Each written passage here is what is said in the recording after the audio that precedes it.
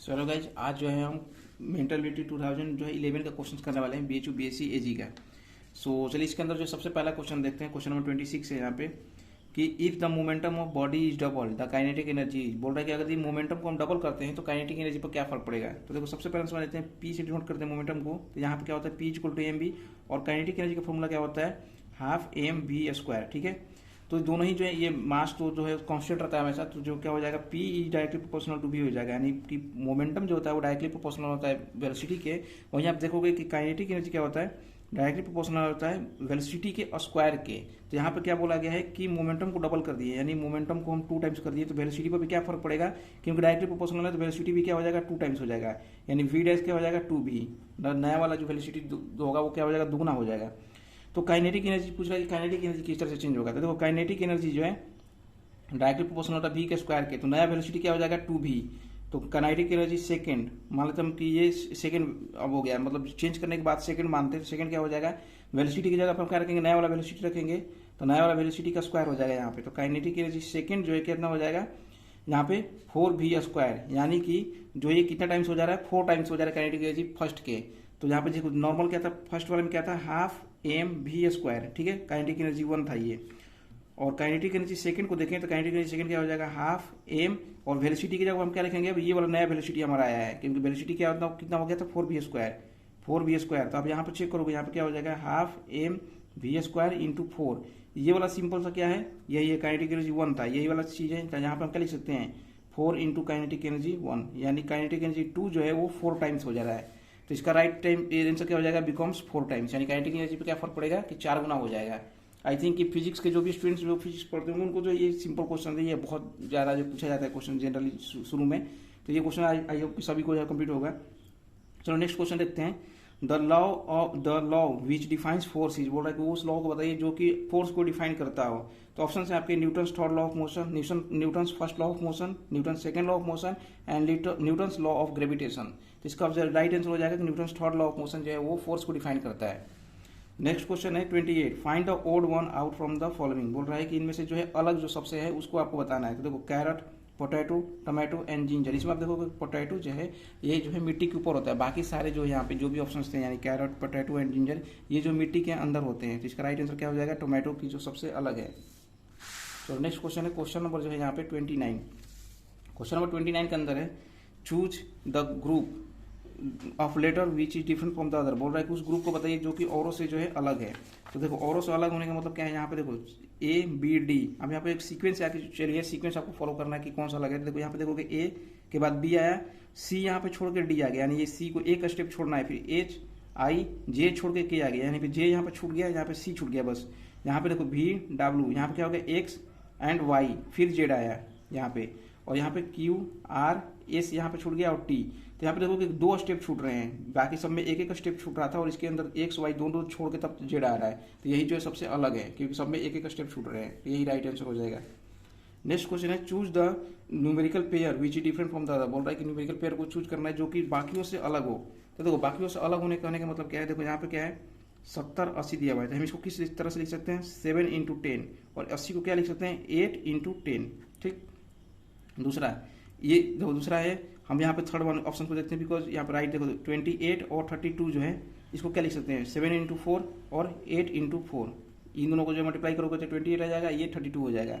वहीं 21 और 24 को करें तो 7 इंटू 3 और 21 को 8 इंटू 3 करोगे तो देखो 3 3 और 7 8 हो जाएगा। मतलब ये एक सीक्वेंस में फॉलो हो रहे हैं, मतलब एक सीक्वेंस को फॉलो कर रहे हैं, पार्टिकुलरली एक नंबर कॉमन से जो है सबके अंदर गुना कर रहे हैं। लेकिन इसके अंदर देखोगे आप 54 और 62 के अंदर कोई भी एक कॉमन नंबर नहीं मिलेगा जिसको गुना करने पर जो है दोनों ही आ जाए। तो इसका राइट आंसर क्या हो जाएगा, यही सेकंड वन हो जाएगा कि सेकंड जो है सबसे अलग है। नेक्स्ट है out of the following sport the one which does not belong to that group. बोल रहा है इसमें भी अलग ही आपको चूज करना है। तो देखो यहाँ पे क्या ऑप्शन है, Mercury, moon, Jupiter and Venus. तो बाकी सब देखोगे ये सब क्या है, प्लैनेट होते हैं, सब प्लैनेट हैं। लेकिन मून जो है क्या है, ये मून जो है सैटेलाइट है, ये किस अर्थ का। तो यहाँ पे क्या हो जाएंगे, और बाकी देखोगे कि ये सारे जो है चक्कर लगाते हैं सन को, लेकिन मून क्या है अर्थ का चक्कर लगाता है। तो यहाँ पे क्या हो जाएगा, एक्चुअली ये आंसर यहाँ पे प्लैनेट से ही देंगे कि सारे जो है प्लैनेट है, लेकिन मून यहाँ पे प्लैनेट नहीं है। तो ऑप्शन क्या हो जाएगा बी, यानी कि सेकंड वन जो है राइट आंसर हो जाएगा 31 का।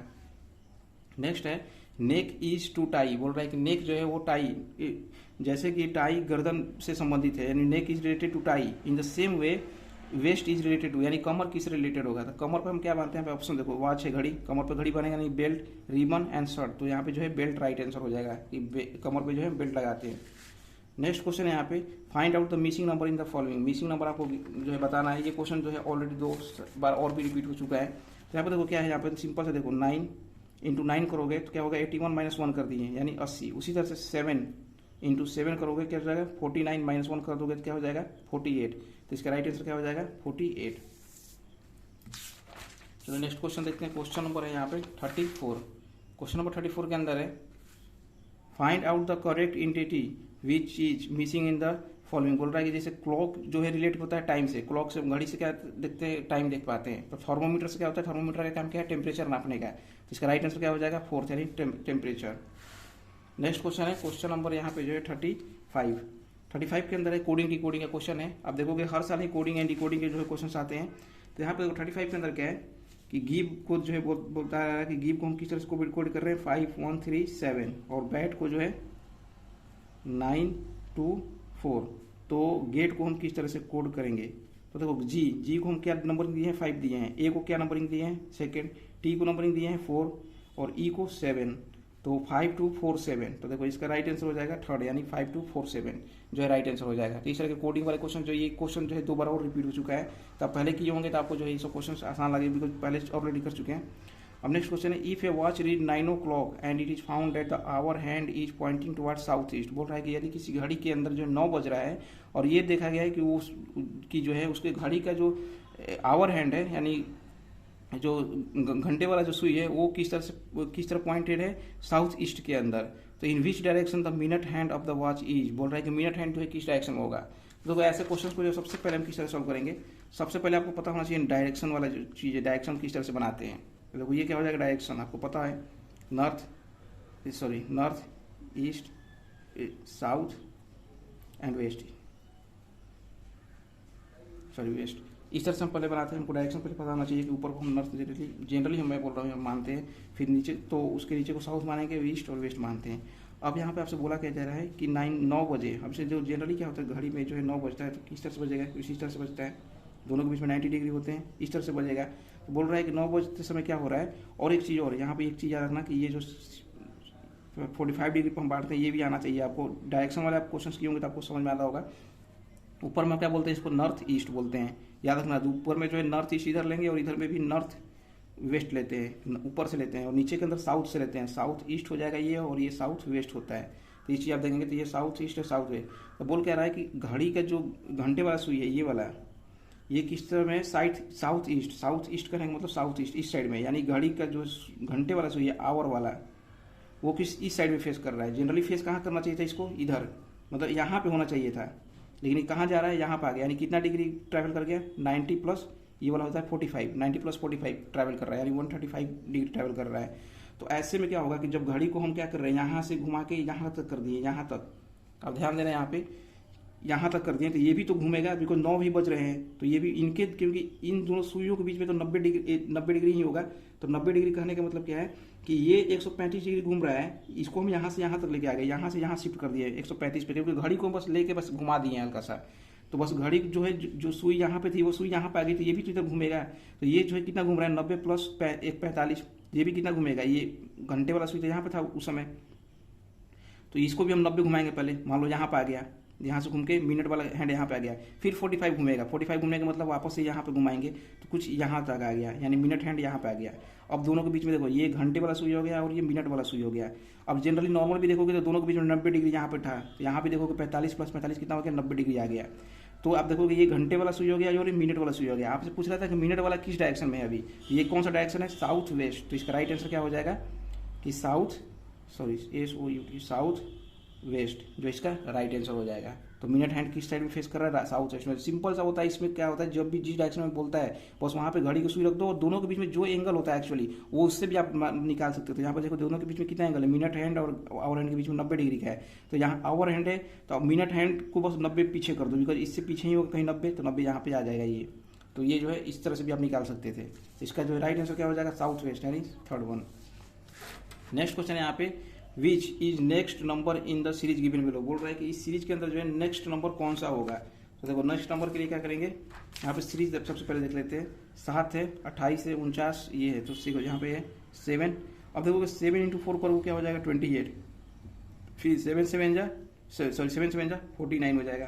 फिर उसी 7 इंटू 10, ये देखना यही ट्रेंड आपको यहाँ पे चल रहा है, 7 10 जाए, फिर 7 इंटू 13 91, 7 इंटू 16 112। तो वही इसी तरह से जो है हम क्या करेंगे, अब यहाँ पर ट्रेंड देखो सब में 7 ही कॉमन आ रहा है, लेकिन यहाँ पे 4 आ रहा है, फिर 7 10 मतलब 3 बढ़ते जा रहे हैं, 4 3 7, 7 3 10, 10 3 13, 13 3 16। तो यहाँ पे क्या हम किससे गुना करेंगे 19 से, तो 19 7 कितना हो जाएगा 33, यानी 133। तो इसका राइट आंसर क्या हो जाएगा थर्ड। इसी तरह के जो पहले सिंपल ही क्वेश्चन बहुत आते थे, तो इस तरह के जो है क्वेश्चन बहुत ही आसान भी है। अब देखो नेक्स्ट क्वेश्चन है यहाँ पे 38। अब 38 के अंदर भी जो है एक तरह से सीरीज वाला ही क्वेश्चन है। अब इसके अंदर क्या दिया हुआ है, पहला जो है 0 6 24 60, और यहाँ पे पूछ रहा है क्या होगा 210 दिया हुआ है। अब इसको देखो सॉल्व करने के लिए सबसे पहले देखो ये भी एक तरह से जो आप इस ऐसे क्वेश्चन को जो जितना तभी कर पाओगे जब प्रैक्टिस रहेगा आपके पास, तभी आप ज़्यादा से ज़्यादा चीज़ सोच पाओगे। तो यहाँ पे देखो 0 का क्यूब करो -0 इक्वल टू क्या हो जाएगा 0। अब यहाँ पे 2 का क्यूब करेंगे -2 करेंगे, कितना हो जाएगा 8 - 2 6। फिर उसी तरह से 3 का क्यूब करेंगे -3, कितना हो जाएगा 27 - 3 इक्वल टू 24। फिर उसी तरह से देखो 4 का क्यूब -4 यानी 64 हो जाएगा, और ये हो जाएगा -4 यानी 60। इस तरह से चल रहा था ट्रेंड अभी। अब देखो 5 का क्यूब -5, ठीक है, तो 125 हो जाता है, -5 इक्वल टू 120। तो 6 का क्यूब इक्वल 6 का क्यूब करेंगे यहाँ पे, 6 का क्यूब -6, तो यहाँ पे जो हो जाएगा 6 हो जाएगा 6 का क्यूब 36, और ये हो जाएगा 126। तो ये जो हो जाएगा यहाँ पे 36 हो जाएगा, ये जो हो जाएगा 216। तो 216 में से 6 घटा देंगे, कितना हो जाएगा 210। तो यहाँ पे पूछ क्या रहा था आपसे, यहाँ पे 60 के बाद क्या आएगा, तो देखो 60 के बाद क्या आएगा 120 यहाँ पे हो जाएगा। तो इसका राइट आंसर क्या हो जाएगा थर्ड वन। नेक्स्ट क्वेश्चन है क्वेश्चन नंबर 39। क्वेश्चन नंबर 39 के अंदर भी फिर उसी तरह से जो है सीरीज के अंदर बोल रहा है कौन सा रॉन्ग है। यहाँ पे गलत पूछ रहा है कि गलत कौन सा है। तो यहाँ पे गलत के लिए क्या करेंगे, यहाँ पे देखो पहला है 7 28 63, ये भी अब देखो सीरीज इस तरह से चल रहा है। यहाँ पे देखो क्या है कि 2 का क्यूब करेंगे -1, 3 का क्यूब 2 का क्यूब -1 क्या करना है 8 - 1 इक्वल टू 7 हो जाएगा, ठीक। फिर 3 का क्यूब -1 27 में से 26 हो जाएगा। फिर 4 का क्यूब -1 यानी कि 63 हो जाएगा। 5 का क्यूब -1 यानी कि 124 हो जाएगा। 6 का क्यूब -1 हो जाएगा यहाँ पे 216 - 1 यानी 215। 7 का क्यूब -1 क्या हो जाएगा 343 - 1 यानी 342। और 8 का क्यूब -1 64, और 8 जो हो जाएगा 512 -1 कितना हो जाएगा 511। अब देखो ये सीरीज हो गया। अब इसके सामने देखो बोला कौन सा गलत है, तो देखो पहला नंबर पे क्या था 7, दूसरे पे 28 है यहाँ पे, लेकिन यहाँ पे क्या है 26 होना चाहिए था, लेकिन 28 है, तो यही वैसे तो गलत हो गया।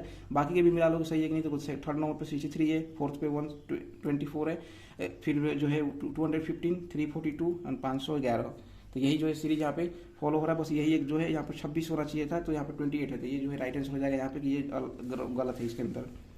नेक्स्ट क्वेश्चन है यहाँ पे, ये देखो ये क्वेश्चन देखोगे आप 2 बार ऑलरेडी हम जो है कर चुके हैं पहले भी। ये देखो क्या है यहाँ पे होता क्या 5 के 20 हो जाएगा, इन दोनों गुना करके यहाँ पे लिखते हैं और दोनों को जोड़ के यहाँ पे लिखते हैं। तो उसी तरह का 24 यहाँ पे हो गया, 8 3 11, तो यहाँ पे 9 के 36 हो जाएगा, और 9 4 13। तो यहाँ पे राइट आंसर क्या हो जाएगा सेकेंड 36। चलो नेक्स्ट क्वेश्चन है, Sunita rank 11 from the top and 27 from the bottom. अब ऐसा क्वेश्चन को देखो मैं बताया भी था रैंकिंग के बारे में क्या करना होता है। जब भी इस तरह के टॉप बॉटम बोले या फिर राइट लेफ्ट, इस तरह से लिखो राइट लेफ्ट, या फिर इसको हम टॉप बोलते हैं, इसको बॉटम बोल दो, ठीक है, ऐसे क्वेश्चंस में। अब बोल रहा है कि एक ही व्यक्ति सुनीता का ही रैंक जो है 11th है, कहाँ से टॉप से, और यहाँ से कितना है 27th है, मतलब 11th रैंक आता है टॉप से और बॉटम से 27। तो बोल रहा है टोटल कितना स्टूडेंट्स हैं। तो जब भी ऐसे केसेज हो, जब एक ही स्टूडेंट का जो है रैंक टॉप और बॉटम से या फिर राइट लेफ्ट से दिया हो, तो सबसे पहले क्या करोगे दोनों रैंक को जोड़ दोगे, 11th + 27 कर देंगे, और उनमें से एक बस माइनस कर दोगे। एक क्यों माइनस करेंगे, बिकॉज देखो यहाँ से हम जोड़ेंगे तो एक बार इसका रैंक इधर से जुड़ गया, 11वां नंबर पे आ रहा है, और इधर से भी हम जब स्टूडेंट्स का जोड़ रहे हैं तो ये 2 बार इसका नंबरिंग आ जाएगा जब हम ऐड करेंगे पूरा लड़कों का सम। तो यहाँ पे 2 बार ये काउंट हो जा रहा है, जबकि काउंट इसको एक बार ही करना है, इसलिए दोनों को जोड़ के घटा देते हैं यहाँ पे। तो क्या हो जाएगा 38 और -1 यानी 37। तो इसका राइट आंसर क्या हो जाएगा, सॉरी कितना हो जाएगा 38 - 1 37। तो इसका राइट आंसर क्या हो जाएगा 4 यानी 37 हो जाएगा। यहाँ पर क्या है कि 38 भी दिया हुआ है, वही वही गलती आपको नहीं करना है, यहाँ पे एक जो है यहाँ पे घटाना पड़ता है। चलो नेक्स्ट क्वेश्चन देखते हैं। क्वेश्चन नंबर है 42। क्वेश्चन नंबर 42 के अंदर है, क्वेश्चन नंबर जो है 42, क्वेश्चन नंबर 42 के अंदर है विच लेटर ऑकर्स मोस्ट ऑफेंड इन द फॉलोइंग। बोल रहा है कि इनमें से सबसे ज़्यादा बार कौन सा लेटर जो है आ रहा है। तो अब यहाँ पर देखोगे ए है, पी, यहाँ पे देखो ए जो है 2 बार रिपीट हो रहा है, पी 1 2 3 बार पी रिपीट हो रहा है, आर 1 2 बार आर रिपीट हो रहा है।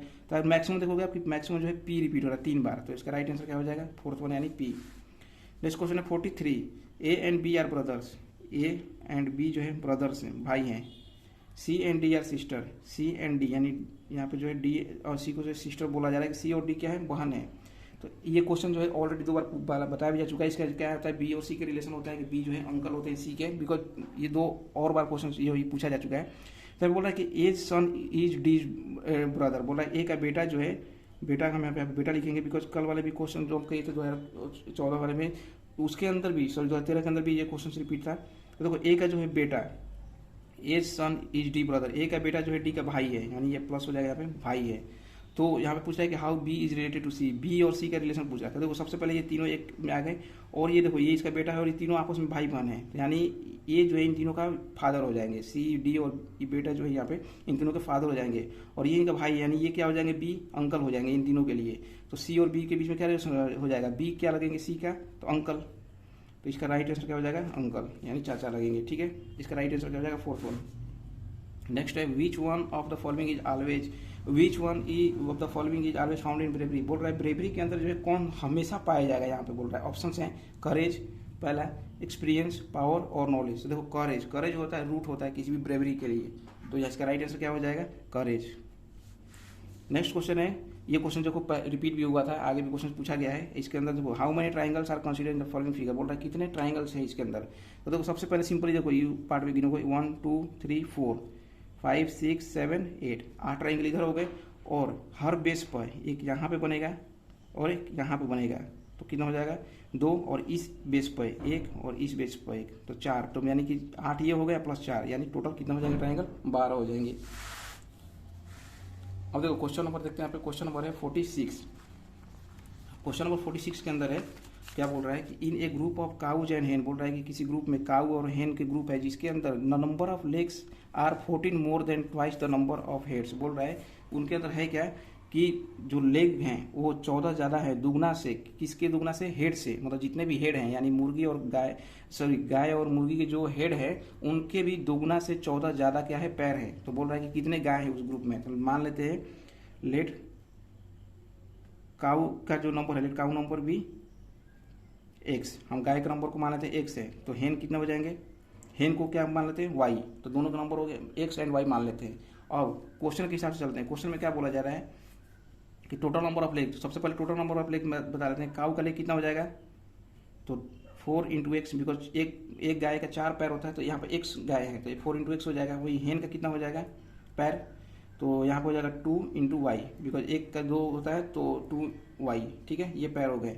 अब क्या बोल रहा है कि जो पैर हैं, तो टोटल पैर हम टोटल देख लेते हैं 4x + 2y, ये स्टेटमेंट हो गया टोटल पैर। तो बोल रहा है the number of legs are 14 more.